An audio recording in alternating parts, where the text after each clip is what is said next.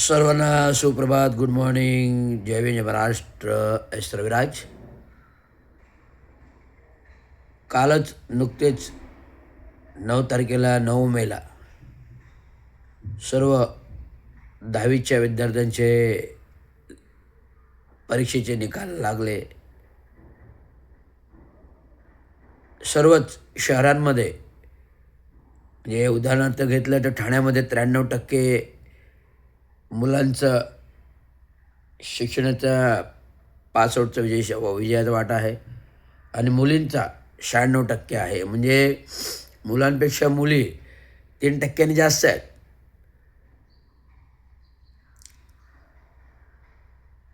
तर ही जी टक्क्याची विगतवारी पाहता ठाणे, कल्याण, डोंबिवली, नवी मुंबई, वसई, विरार, पालघर सर्वांची टक्केवारी 90च्या वरती आहे.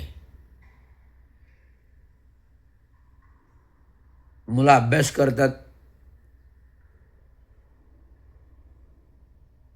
आणि आजची अभ्यासाची शैक्षणिक पद्धती मुलांची पाहता आलेल्या सोशल मीडिया, मोबाईल संस्कृती पाहता हे जे काही विद्यार्थी भरगच्च भरीव मताने पास झालेले आहेत त्या सर्वांचं अभिनंदन. परंतु ही जी पास होणारी मुले आहेत 90%च्या वर 90%च्या वर यांचा पाया मजबूत नाही आहे. अभ्यासाच्या दृष्टिकोन पाया मजबूत जो असायला पाहिजे अभ्यास तो नाही आहे. का नाही आहे? कारण पूर्वीची शिक्षण पद्धती जी होती म्हणजे 1960पासूनच्या आधीपासून स्वातंत्र्यपूर्वापासून ज्या महामानव विश्वभूषण परमपूज्य डॉक्टर बाबासाहेब आंबेडकरांनी वर्गाच्या बाहेर शिक्षण घेतलं आणि काही विद्यार्थी वर्गात होते, परंतु वर्गात बसलेल्या विद्यार्थ्यांना एवढं ज्ञान होतं, एवढं आघात ज्ञान डॉक्टर बाबासाहेब आंबेडकरांना होतं. डॉक्टर बाबासाहेब आंबेडकर महान पुरुष, युगपुरुष होते म्हणून त्यांनी वर्गाच्या बाहेर बसून शिक्षण घेतलं. कालानुरूप शिक्षण पद्धत्या दशकामागे दशकामागे ते बदलत गेल्या. आम्ही ज्या पद्धतीने शिकलो ती भोकमपट्टी नव्हती. आम्ही ज्या पद्धतीने शिकलो ती भोकमपट्टी नव्हती. तर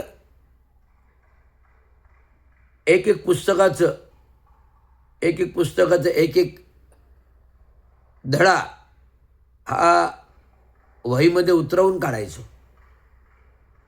एक पुस्तकाचा एक धडा हा मी पुस्तकांमध्ये लिहून उतरवून काढायचो. त्यामुळे पुस्तकामध्ये धडा लिहून उतरवून काढल्यामुळे संपूर्ण धडापाठ आज जे काही तुमच्या पुढे मी इतिहास सांगतो, आज तुमच्या पुढे मी जो काही इतिहास सांगतो शैक्षणिक पद्धतीतला तो मी शालेय जीवनामध्ये वाचलेला इतिहास आहे. सर्व थोर राष्ट्रीय पुरुषांच्या शालेय जीवनात का इतिहास लक्षात आहे? कारण तो धडा प्रत्यक्षात वहीमध्ये पूर्णच्या पुढे चॅप्टर उतरवून लिहून हाताने काढायचं. का? कारण शिक्षक आम्हाला त्या पद्धतीने ते करायला लावायचे. परंतु आजची संस्कृती काळानुरूप शिक्षण पद्धती बदलत गेली. मराठी नष्ट झाली, इंग्रजांनी जागा घेतली, इंग्रजी शाळांनी जागा घेतली, कॉन्व्हेंट शाळांनी जागा घेतली. परंतु हे इंग्रज आणि कॉन्व्हेंट शाळा हे पूर्णतः आत्मसात करणारा अभ्यास देत नाही, तर तात्पुरता इन्स्टंट अभ्यास जो असतो मोबाईलवरचा, तात्पुरता इन्स्टंट जो अभ्यास असतो पेपरचा. मी सर्वांचे पेपर वाचतो, मी सर्वांचे परीक्षेचे पेपर वाचतो. जसे माझी मुलगी परीक्षेला होती, परंतु मी तिचा परीक्षेच्या वेळेस नेमके पेपर वाचले. अरे ते पेपर असे कमकुवत होते की माझ्यासारखा माणूस अभ्यास न करता सहज उत्तर देणार. मुलीला मी उत्तरं दिली. अरे बाबा तुला लक्षात आहे? होय. कारण त्या काळची अभ्यास पद्धती आणि आत्ताची अभ्यास पद्धती यामध्ये जमीन अस्पताचा फरक आहे. त्या काळची अभ्यास पद्धती ही ठासून मेंदूमध्ये भरली जायची. कारण त्यावेळेस सोशल मीडिया नव्हता, मोबाईल संस्कृती नव्हती, फक्त पुस्तके के पुस्तक होतं, फक्त पुस्तके ते पुस्तक होतं. आणि या पुस्तकातले धडेचे धडे लिहून काढणं म्हणजे पूर्ण अभ्यास आत्मसात झालं जर का आहे. परंतु आत्ताच्या मोबाईल संस्कृतीमध्ये कोणीही मुलं अशा प्रकारचा अभ्यास करताना दिसत नाही. केवळ मोबाईल, कॉम्प्युटर, लॅपटॉप आणि गुगलवरून मिळणारे रेडीमेड अभ्यास. आणि आजकाल पालक पण अभ्यास करतात. म्हणजे हस्तकला व्यवसाय असतो, काही मॉडेल असो, काही प्रोजेक्ट असो, बनवायचं असेल तर मुलांच्या मागे पालक रात्रभर पैसे देऊन बाहेर पैसे हायर करून आर्टिस्टकडून बनवून घेतात आणि तोच प्रोजेक्ट शाळेमध्ये देतात. ह्याला अभ्यास नाही म्हणत. तर आपल्याकडे असलेल्या पैशाचा माज आहे तो आपण विद्यार्थ्यांच्या गळी उतरवतो आणि विद्यार्थ्यांना ते करून त्यांच्यासाठी घेतो आणि शाळेत देतो. ह्याला अभ्यास नाही म्हणत.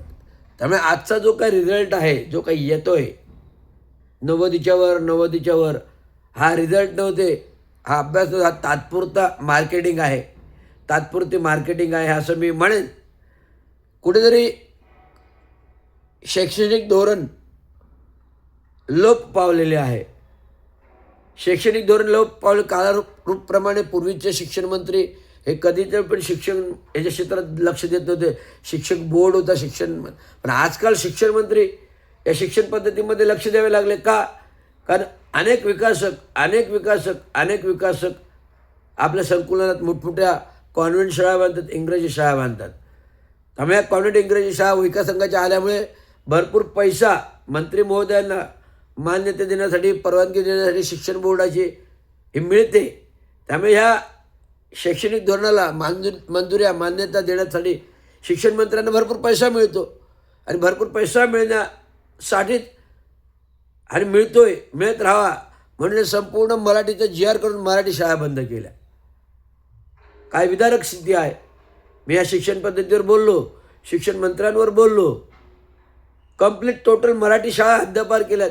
हे चुकीचं आहे. मराठी शाळा हव्यात. मराठी शिकलेला माणूस इंग्रजी शिकेल, कॉन्व्हेंट शिकेल, परंतु इंग्रजी आणि कॉन्व्हेंटमधला शिकलेला माणूस मराठी शिकणार नाही, हे मी सांगतो. मराठी शिकलेला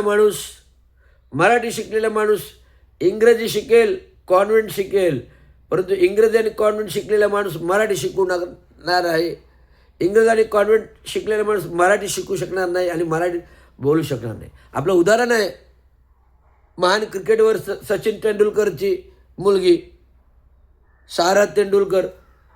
इंग्लिश कॉन्व्हेंटमधली, मराठी बोलू शकत नाही, मराठी लिहू शकत नाही. मग कसलं तुम्ही मराठी पण कशासाठी भारतरत्न दिलं सचिन तेंडुलकरला? काय पात्रता आहे सचिन तेंडुलकरची? केवळ क्रिकेट खेळतो म्हणून त्याच्यात पात्रता, गुणवत्ता, स्वतःची शैक्षणिक अर्हता पण नाही तेवढी. आम्ही सुद्धा क्रिकेटर झालो असो, पण आम्हाला खायला अन्न नव्हतं, खिच्यामध्ये पैसा नव्हता, पैका अडका नव्हता, पोटाला भाकरी नव्हती. आई म्हणाली बस झाली शिक्षण, नोकरी करा. मी MPSC झालो, IASची परीक्षा देणार होतो. MPSC झालो, IASची परीक्षा द्यायची होती. आई बोलतो किती शिकणार, कामधंदा कर, पैसे कमव. म्हणजे ही दुर्धर परिस्थिती होती त्या काळची. सचिन तेंडुलकर खाता पिता घरतं, 4 भावंड, आई वडील सदृढ. दादर विद्या मंदिर शिक्षणामध्ये विद्या घेतली, तिथे शिक्षणाचे धडे दिले, तिथे क्रिकेटचे धडे दिले. अभ्यास काय दिला जात नव्हता म्हणून सचिन तेंडुलकर मागे पडला, 10वी पास होऊ शकला नाही. आणि तुम्ही अशा व्यक्तीला भारतरत्न देता. गुणवत्ता काय? तर क्रिकेटमधून आलेला पैसा, अमाप पैसा, क्रिकेटचं नाव, आपलं गाव आणि जाहिराती, फिल्म हिरोसारख्या जाहिराती. मग किती माध्यम होते पैसे कमवण्याचे साधन सचिन तेंडुलकरांना. आणि अशा तेंडुलकरला जो क्रिकेटचा देव तुम्ही म्हणता, परंतु इतर व्यवहार, इतर गोष्टीतून आर्थिक व्यवहार करतो. मग कसला तो भारतरत्नामध्ये प्राप्त आहे हो? भारतरत्न प्राप्त करायला लायकी लागते.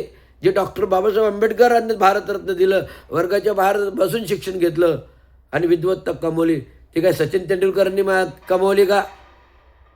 म्हणजे तुम्ही राष्ट्रीय पुरुषांना देताय भारतरत्न ते, आणि सचिन तेंडुलकरला भारतरत्न देताय ते, याची पात्रता एकच आहे का? क्रिकेट म्हणून तो महान, पण क्रिकेटच्या माध्यमातून अनेक जाहिराती, अनेक फिल्म्स, अनेक उद्योग व्यवसायाची जोडून जे काही पैसे कमावले, हे कमावले ना, मग तो भारतरत्न कसं काय प्राप्त होऊ शकतो? आक्षेप आहे मला.